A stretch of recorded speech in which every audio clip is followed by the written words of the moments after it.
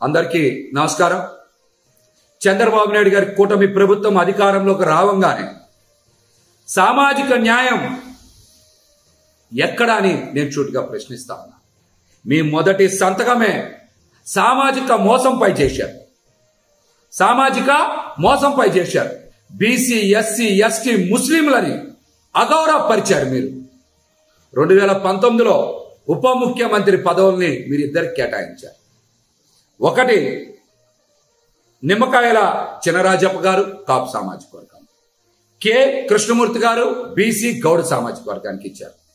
మీ తర్వాత జగన్మోహన్ రెడ్డి గారు సామాజిక న్యాయం పాటిస్తూ మీకన్నా మిన్నగా మీరిద్దరికి ఇస్తే జగన్మోహన్ రెడ్డి గారు 10 మందికి ఉప ముఖ్యమంత్రి పదవులు ఇచ్చారు.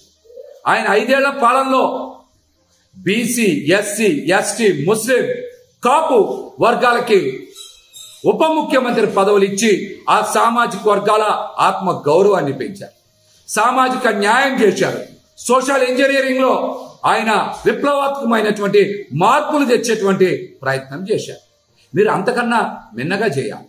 కానీ బీసీ, ఎస్సీ, ఎస్టీ, ముస్లిం వర్గాలకి ఉప ముఖ్యమంత్రి పదవులు ఇవ్వకుండా కేవలం పవన్ కళ్యాణ్ గారికి మాత్రమే ఉప ముఖ్యమంత్రి పదవి ఇచ్చి బీసీలని, ఎస్సీలని, ఎస్టీలని, ముస్లింలని మీరు అవమానించిన మాట వాస్తవం.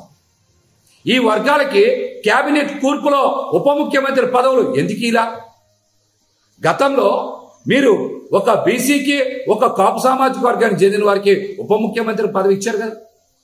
మీకన్నా మిన్నగా జగన్మోహన్ రెడ్డి గారు మరి 10 మందికి ఉప ముఖ్యమంత్రి పదవులు ఇచ్చారు. బీసీ, ఎస్సీ, ఎస్టీ, ముస్లింలని గౌరవించారు.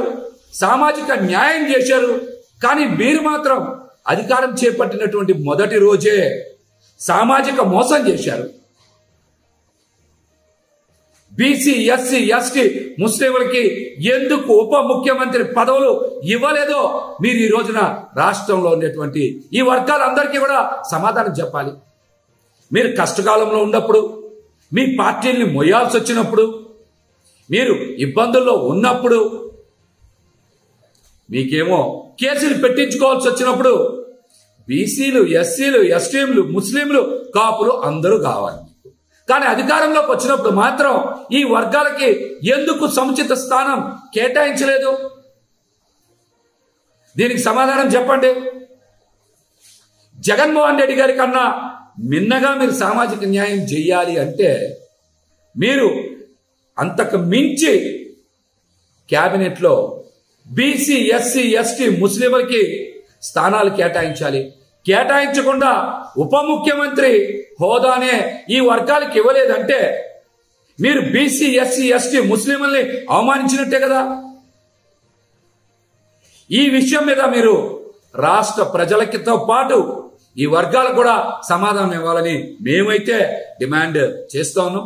జగన్మోహన్ రెడ్డి గారు చేసినటువంటి అద్భుతమైనటువంటి సామాజిక మార్పు, సామాజిక న్యాయాన్ని ఇప్పటికైనా సరే బీసీ, ఎస్సీ, ఎస్టీ, ముస్లింలు, కాపులు గుర్తించాలి. అత్యధిక స్థానాలు కాపు సామాజిక వర్గాన్ని కూడా కేటాయించింది జగన్మోహన్ రెడ్డి గారు అన్న వాస్తవాన్ని గ్రహించాలని కూడా ఈ సందర్భంగా నేనైతే తెలియజేస్తా ఉన్నాను.